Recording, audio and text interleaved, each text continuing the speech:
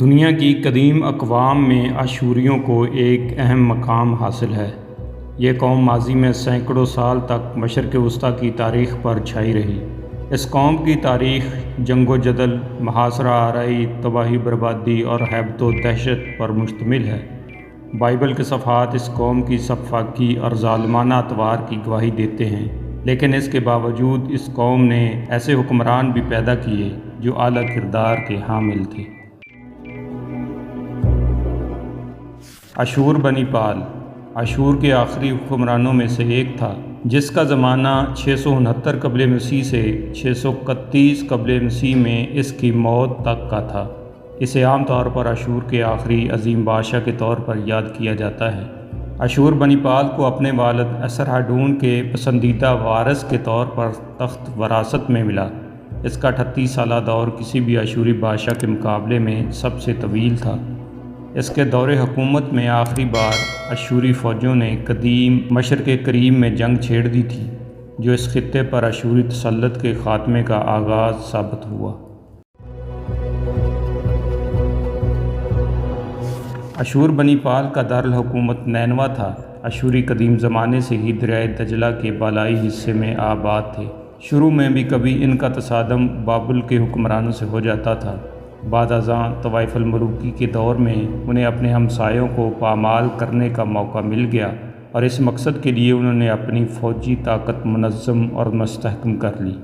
آشوری بڑے جابر حکمران اور ظالم فاتح تھے۔ انہوں نے جن ملکوں کو فتح کیا، وہاں کے لوگوں کو طرح طرح کی عقوبتیں دے کر ان پر اپنی دھاک بٹھا لی۔ جو لوگ مقہور و مغصوب ہوتے، ان کے اعضاء کاٹ کاٹ کر انہیں تکلیفیں دیتے یا انہیں پنجروں میں بند کر کے لٹکا دیتے اور طرح طرح کے عذاب دے کر مارتے تھے۔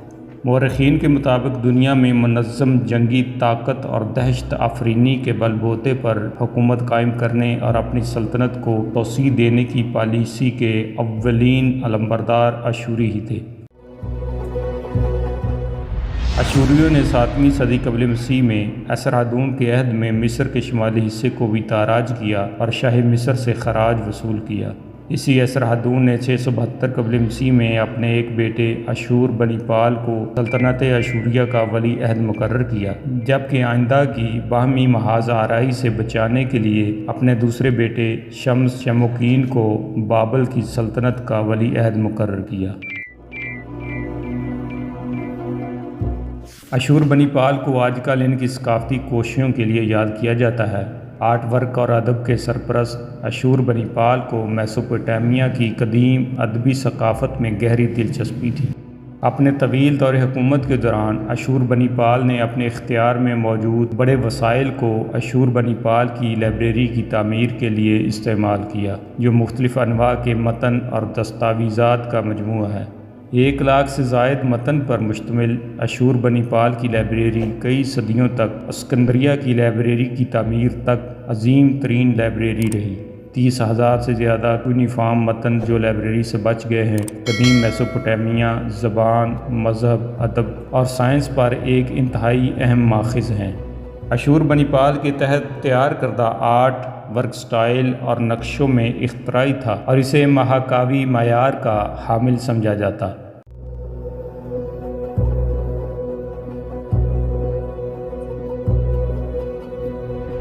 اشور بنی پال کو سب سے سفاک اشوری بادشاہوں میں سے ایک کے طور پر جانا جاتا ہے۔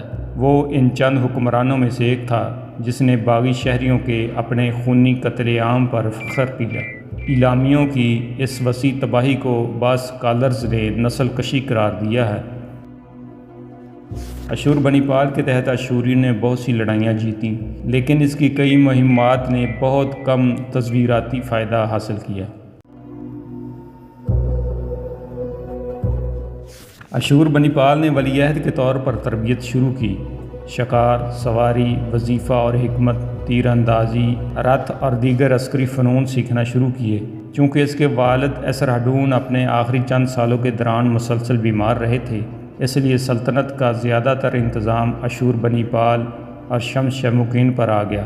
اس وقت کے 2 ورثاء کے درمیان خطوط سے پتہ چلتا ہے کہ اشور بنی پال سلطنت کے انٹیلیجنس نیٹ ورک کو منظم کرتا تھا، بیرون ملک سے اسٹریٹجک معلومات اکٹھی کرتا تھا اور اپنے والد کے لیے رپورٹس مرتب کرتا تھا۔ اشور بنی پال 669 کے آخر میں اسرادون کی موت کے بعد اشور کا بادشاہ بنا۔ وہ صرف 3 سال تک ولی عہد رہا۔ اسی دوران اشور بنی پال نے اپنے مستقبل کی ملکہ لوبالی شرارت سے شادی کی۔ 671 قبل مسیح میں اشور بنی پال کے والد اسرادون نے مصر کو فتح کیا۔ کوشی فرعون تہارکا کو شکست دی۔ پہلی بار مصر پر اشوری قبضہ ہوا، لیکن مصر پر اشوریوں کا یہ کنٹرول کمزور رہا۔ تہارکا نے نوبیا کے جنوب میں پیچھے ہٹ کر اپنی زمینوں پر دوبارہ قبضہ کرنے کی منصوبہ بندی کی۔ 669 میں تہارکا نے مصر کی اشور کے خلاف بغاوت کی قیادت کی اور اسرادون اس خطرے سے نپٹنے کے لیے نینوا سے نکلا، لیکن وہ راستے میں ہی مر گیا، اس لیے یہ مہم اس وقت ختم ہو گئی۔ جب اشور بنی پال اپنے والد کے تخت پر بیٹھنے جا رہا تھا تو مصری باغیوں نے مزید کمک جمع کی، جس کے مقابلے میں اشور بنی پال نے لیوانٹ کے جگیردار ریاستوں سے خراج اور فوجی کمک جمع کی، جن میں یہودا کے منسی اور قبرص کے مختلف حکمران بھی شامل تھے۔ آخر اشور بنی پال نے زیریں مصر میں کاربنیتوں میں فیصلہ کن جنگ جیت لی۔ اشوری ذرائع کے مطابق تہارکا اور اس کے حامی منفذ سے تھبس کی طرف بھاگے، پھر واپس نوبیا فرار ہو گئے اور اشوری فوج نے منفذ پر دوبارہ قبضہ کر لیا۔ 665 قبل مسیح میں ایلامی بادشاہ ارتک، جس نے اسرادون کے ساتھ پرامن تعلقات رکھے ہوئے تھے، بابل کے خلاف اچانک حملہ کر دیا، جسے بنی پال نے کامیابی سے اپنی سرحدوں سے نکالا، جس کی اس کے فوراً بعد ہی موت واقع ہو گئی تھی۔ ایلامیوں پر 665 کی فتح کے بعد اشور بنی پال کو اپنی سرحدوں کے اندر کئی بغاوتوں سے نمٹنا پڑا، جس میں بابلونیا میں گمبولیوں کی بغاوت، جو کہ ایک آرامی قبیلہ تھا۔ ایک طویل عرصے تک امن کے بعد تیمان نے 653 میں بابل پر حملہ کیا۔ چونکہ اشور بنی پال نے اپنے بھائی شاہ بابل شمشموکین کو کوئی خاطر خواہ فوجی دستے نہیں دیے تھے، اس لیے وہ ایلامی حملے کے خلاف بابل کا دفاع کرنے سے قاصر تھا اور اسے فوج کے لیے اشور بنی پال پر انحصار کرنا پڑتا تھا۔ تیمان کے ساتھ جنگوں میں آخری جنگ الائی کی جنگ سوسا کے قریب ہوئی اور یہ ایک فیصلہ کن اشوری فتح تھی۔ تیمان جنگ میں مارا گیا۔ سمیرین ایک خانہ بدوش انڈو یورپین لوگ جو اشور کے شمال میں جنوبی قفقاز میں رہنے والے تھے، انہوں نے اشور بنی پال کے والد کے دور حکومت میں اشور پر حملہ کیا تھا، جس نے انہیں شکست دے کر بھگا دیا تھا۔ اب وہ لیڈیا پر حملہ آور ہوئے، جس پر شاہ لیڈیا جیجس نے اپنے سفارتکاروں کو اشور بنی پال سے مدد طلب کرنے کے لیے بھیجا۔ اشوریوں کی مدد سے لیڈیا پر سمیرین کے حملے کو شکست ہوئی۔ جب اشوری افواج ایلام میں مصروف پیکار تھیں، فارسیوں، سمیریوں اور میڈیز کے اتحاد نے نینوا کی طرف مارچ کیا اور شہر کی فصیل تک پہنچنے میں کامیاب ہو گئے۔ اس خطرے کا مقابلہ کرنے کے لیے اشور بنی پال نے اپنے سیتھینز اتحادیوں کو بلایا اور دشمن کی فوج کو کامیابی سے شکست دی۔ میڈین بادشاہ فراووٹس اس لڑائی میں مارا گیا تھا۔ 650 کی دہائی تک اشور بنی پال اور شمشموکین کے باہمی تعلقات خراب ہو گئے تھے۔ اشور بنی پال سے آزاد ہونے کے خواہشمند شماس شموکین نے 652 میں بغاوت کی۔ بھائیوں کے درمیان یہ جنگ 3 سال تک جاری رہی۔ اشور بنی پال کے نوشتہ جات کے مطابق شمس شموکین اتحادیوں کو تلاش کرنے میں بہت کامیاب تھا۔ اشور بنی پال کے مطابق سب سے پہلے اور سب سے اہم اتحادی کلڈین، آرامی اور بابل کے دوسرے لوگ تھے، پھر ایلامی تھے اور آخر میں گوٹیم، امرو اور میلوہو کے بادشاہ تھے۔ اشوری دشمنوں کے اس بظاہر مضبوط اتحاد کے باوجود شمس شموکین اشور بنی پال کی پیش قدمی کو روکنے میں ناکام رہا۔ جیسے جیسے جنگ آگے بڑھی، اس کی افواج کو آہستہ آہستہ شکست ہوئی، اس کے اتحادی کم ہوتے گئے اور اس کی زمینیں کھو گئیں۔ 650 تک صورتحال کافی سنگین ہو گئی۔ اشور بنی پال کی فوجوں نے سیپر، بوسیپا، کوٹھا اور خود بابل کا محاصرہ کر لیا۔ اشور بنی پال کے بابل کے محاصرے کے دوران شہر قحط کے دور میں داخل ہوا۔ محاصرے کے بارے میں اشور بنی پال کے بیان میں دعویٰ کیا گیا ہے کہ کچھ شہری اتنے بھوکے اور مایوس ہو گئے کہ انہوں نے اپنے بچوں تک کو کھا لیا۔ بھوک اور بیماری برداشت کرنے کے بعد بابل نے 2 سال تک جاری رہنے والے محاصرے کے بعد بالآخر 648 قبل مسیح میں ہتھیار ڈال دیے۔ اس کے اپنے نوشتہ جات کے مطابق اشور بنی پال نے شہر میں خون کی ہولی شروع کی۔ ان کی کٹی ہوئی لاشیں اس نے کتوں، سوروں، بھیڑیوں، عقابوں، آسمانی پرندوں اور گہری مچھلیوں کو کھلائیں۔ شہر کے گرنے کے وقت بابل کے اندر ایک زبردست آگ پھیل گئی۔ خیال کیا جاتا ہے کہ شمس شاموکین نے شعلوں میں کود کر یا اپنے محل میں خود کو اور اپنے خاندان کو آگ لگا کر خودکشی کر لی۔ ان مہمات کے بعد اشور بنی پال نے عرب قبائل کے خلاف 2 مہمات کی نگرانی کی۔ قیاس کیا جاتا ہے کہ عرب کی مہمات سے لوٹا ہوا مال غنیمت اتنا وسیع تھا کہ اس کی وجہ سے اشوری سلطنت میں افراط زر اور عرب میں قحط پڑا۔ اس کے باوجود اشور بنی پال کی عرب مہمات کو بعض اوقات ایک اسٹریٹجک غلطی کے طور پر بھی سمجھا جاتا ہے۔ دونوں جنگیں وقت طلب تھیں، قیمتی وسائل کو ضائع کیا گیا اور ان میں سے کسی بھی سرزمین پر اشوری حکومت کو مستحکم کرنے میں ناکام رہے۔ اشور بنی پال کے دور حکومت کا اختتام اور اس کے بیٹے اور جانشین اشور اتل-ایلانی کے دور حکومت کا آغاز دستیاب ذرائع کی کمی کی وجہ سے اسرار میں ڈوبا ہوا ہے۔ اندرونی کشمکش کے علاوہ یہ واضح ہے کہ اشور بنی پال کے دور حکومت کے اختتام تک اس کے مضافاتی علاقوں پر اشوری سلطنت کی گرفت شدید کمزور ہو گئی تھی۔ جنوبی لیوانٹ اور مصر پہلے ہی دوبارہ آزادی حاصل کر چکے تھے۔ اشور اتل-ایلانی کی تحریروں سے پتہ چلتا ہے کہ اس کے والد کی موت قدرتی موت تھی، لیکن یہ کب اور کیسے ہوا اس پر روشنی نہیں ڈالتی۔ اگرچہ اس کا آخری سال اکثر غلطی سے 627 یا 626 بھی بتایا جاتا ہے، لیکن مصدقہ طور پر یہ 631 یا 630 قبل مسیح بنتا ہے۔ اشور بنی پال کے بعد اشور تل-ایلانی بادشاہ بنا۔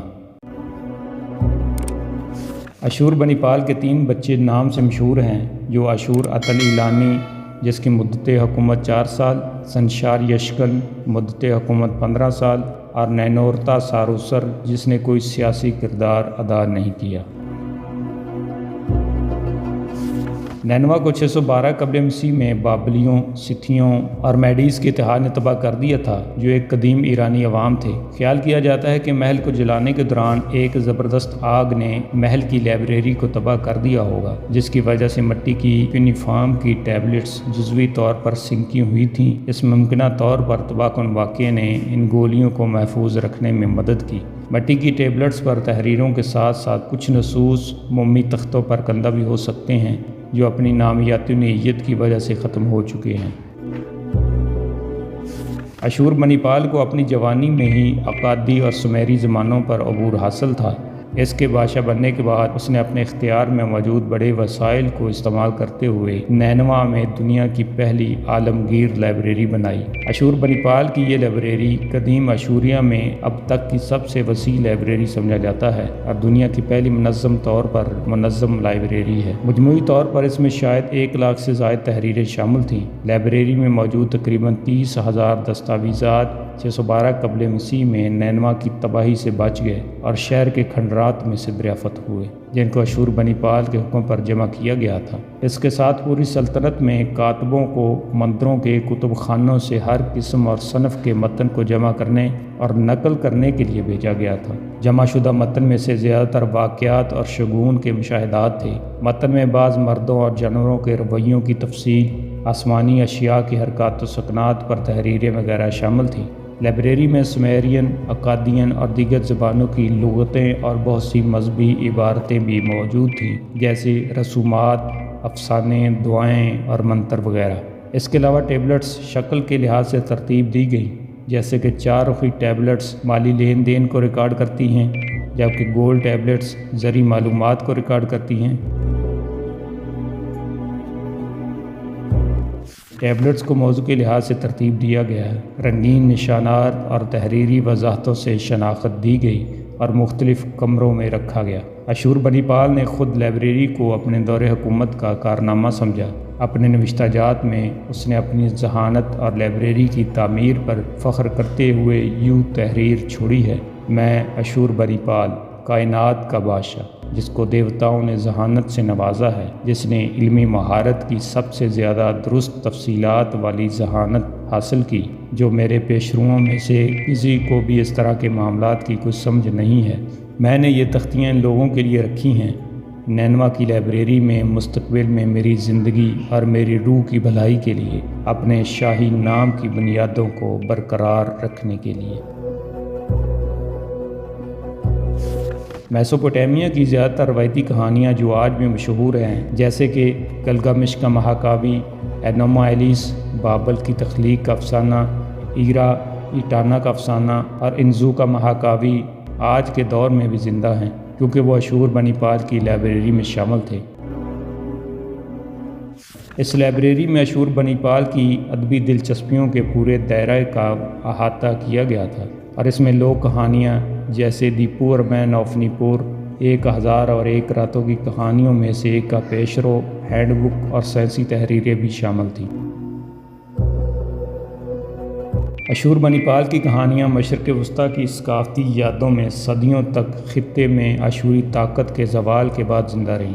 وہ اشور یا یقینی طور پر اسناپر کے نام سے جانی جاتی ہیں، جس کا ذکر بائبل کی کتاب عزرا میں کیا گیا ہے۔ یہ یا تو بنی پال ہے یا اسرادون ہے جو اشور کا بادشاہ ہے، جس کا ذکر کتاب 2 تاریخ میں کیا گیا ہے۔ جو ڈیتھ کی کتاب میں اشور بنی پال کو عام طور پر اشوری بادشاہ نبوچت نظار کے طور پر پہچانا گیا ہے۔ اشور بنی پال اور دیگر قدیم اشوری بادشاہ اور شخصیات شمالی میسوپوٹیمیا کی لوک داستانوں اور ادبی روایت میں ظاہر ہوتی رہیں۔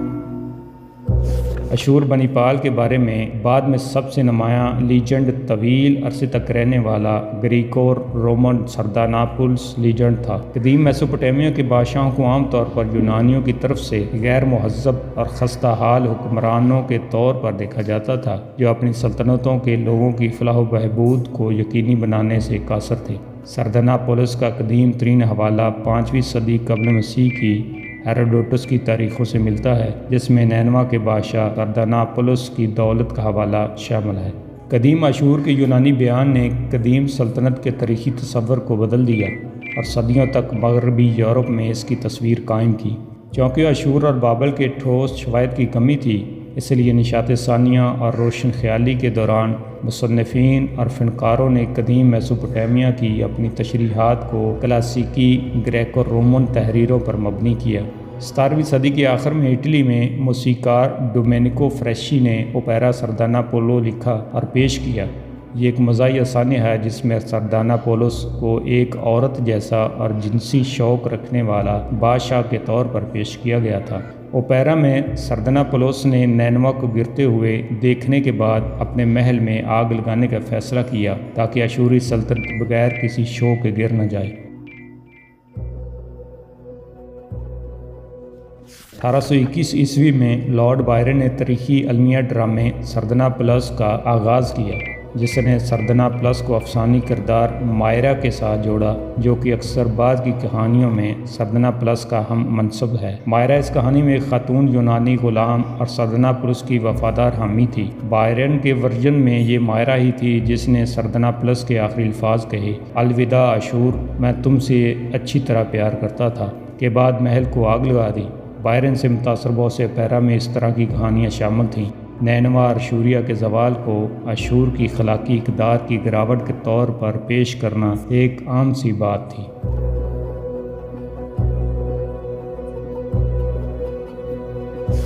یہ ٹیبلٹس کا مواد شمالی میسوپوٹیمیا میں کویونجک کے آثار قدیمہ کے مقام سے ملا تھا۔ یہ سائٹ جدید دور کے شمالی عراق میں موصل شہر کے اندر ہے، جو قدیم نینوا یعنی اشور کا دارالحکومت تھا۔ لائبریری ایک آثار قدیمہ کی دریافت ہے جس کا سہرا آسٹن ہنری لیارڈ کو دیا گیا ہے، جس کی کھدائی آسٹن ہنری لیارڈ، اس کے معمر رسام اور ڈبلیو کے لوکتس نے 1853 عیسوی میں کی تھی، لیکن پہلی دریافت 1849 عیسوی کے آخر میں نام نہاد جنوب مغربی محل میں ہوئی، جو کہ بادشاہ سناہریب کا شاہی محل تھا۔ زیادہ تر تختیوں کو انگلینڈ لے جایا گیا تھا اور اب یہ برٹش میوزیم میں موجود ہیں۔ 3 سال بعد لیارڈ کے معاون رسام نے ٹیلے کے مخالف سمت میں ٹیبلٹس دریافت کی۔ بدقسمتی سے ان نتائج کا کوئی ریکارڈ نہیں بنایا گیا اور یورپ پہنچنے کے فوراً بعد ٹیبلٹس ایک دوسرے کے ساتھ اور دوسری سائڈ سے ملنے والی ٹیبلٹس کے ساتھ ناقابل تلافی طور پر گھل مل گئیں۔ اس طرح دو اہم لائبریریوں میں سے ہر ایک کے اصل مواد کو دوبارہ تشکیل دینا آج تقریباً ناممکن ہے۔ برٹش میوزیم کے ذخیرے کا ڈیٹا بیس نینوا لائبریری کے پورے مجموعہ میں 30,943 ٹیبلٹس کا شمار کرتا ہے۔ اگر تمام چھوٹے ٹکڑوں کو جو اصل میں ایک ہی متن سے تعلق رکھتے ہیں کاٹ لیا جائے تو امکان ہے کہ لائبریری میں اصل میں تقریباً 10,000 متن شامل ہیں۔